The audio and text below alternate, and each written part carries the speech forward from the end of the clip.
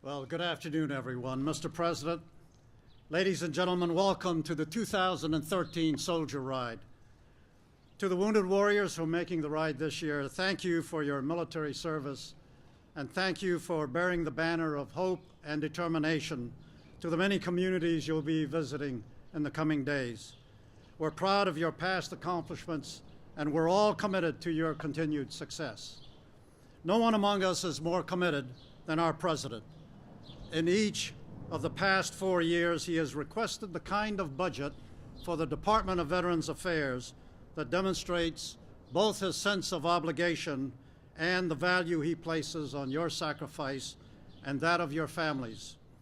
Thanks to that unwavering commitment and his leadership, the men and women who serve today and who have served our nation in uniform in times past are honored, respected, and being cared for more fully and more completely than ever before. He knows what you've done for our country, and he is committed down deep to your well-being.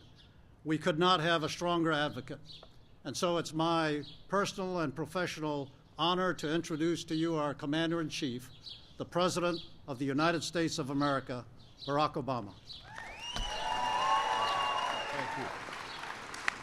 Thank you, everybody. Thank you. Well, welcome to the White House.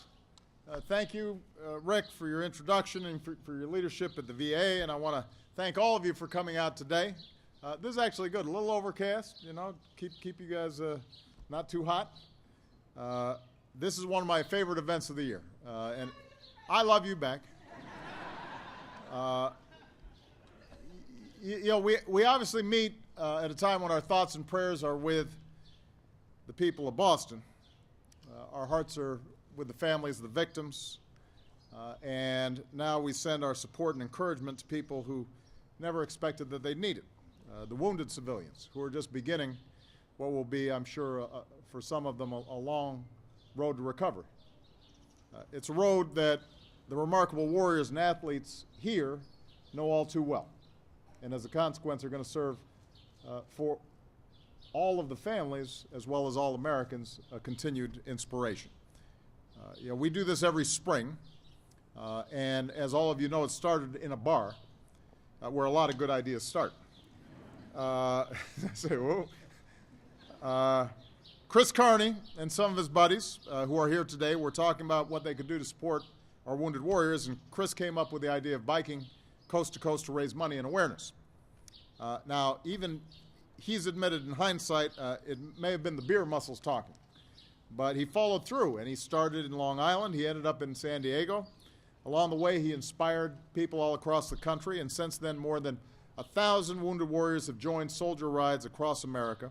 This is the 4th time I've had a chance to welcome these rides here at the White House. And as always, we've got Army, we've got Navy, we've got Air Force, and we've got some Marines in the house. Together, with your outstanding families, you represent what's best in America. When we need patriots to defend our freedom, you have answered the call. You've risked everything for our country and for each other, and you've made sacrifices that most of us can barely imagine. So thanks to your courage and your resolve, we've been able to end one war. We're beginning to wind down another. But for all of you, as is true for all of our wounded warriors, coming home doesn't mean that the fight's over. In some ways, it's just begun. You know, you think about folks like Sergeant Sean Karpf. I first met Sean last June at Walter Reed.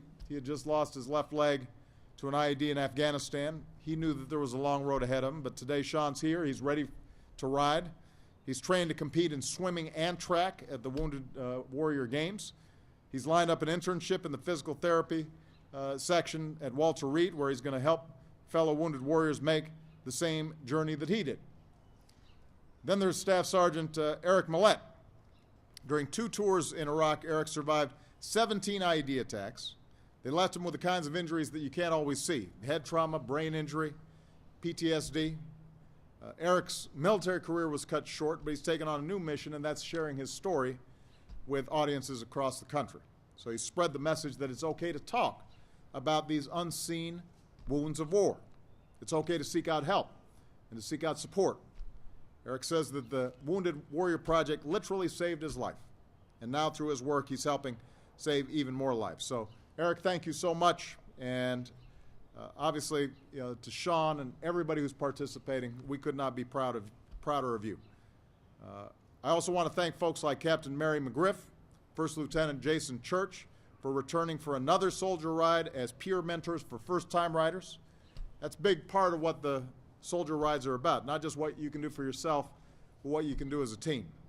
As one writer put it, it's just like in the military, you ride for the warrior next to you. So 9 years ago, Chris Carney told a reporter that the most daunting part of that first ride was being alone. He said he'd only played team sports in the past. He wasn't used to a solo effort.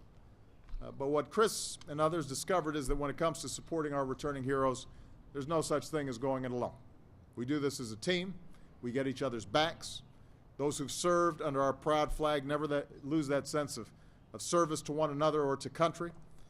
And we saw that on Monday. When that first explosion went off, National Guardsmen, service members, veterans in the area, all did what warriors do. They ran into harm's way to protect their fellow Americans. They applied tourniquets. They went to hospitals. They donated blood. Doctors used experience they acquired in part overseas to help save lives here at home. That's the strong stuff that our warriors are made out of, and that's why we're so proud and so grateful to the men and women and veterans of our armed forces. And that's why, as Commander-in-Chief, I'll keep doing everything in my power to make sure we serve you as well as you've served us. And that means making sure you get the care and the benefits you need. It means making sure you don't have to fight for a job when you get home. It means recognizing our military families and giving them the support that they deserve.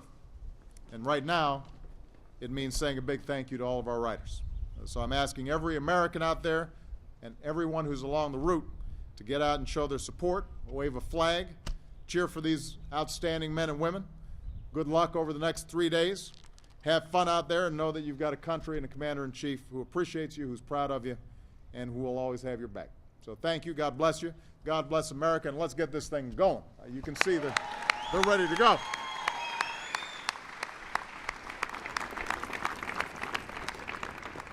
And this is my favorite part, using this little horn here.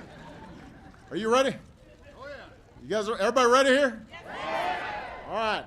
So you guys all ready? You sure? All right, I just want to make sure. All right, so I'm going to say, on your mark, get set, and then I'm going to blow the horn. All right? On your mark, get set. Yeah.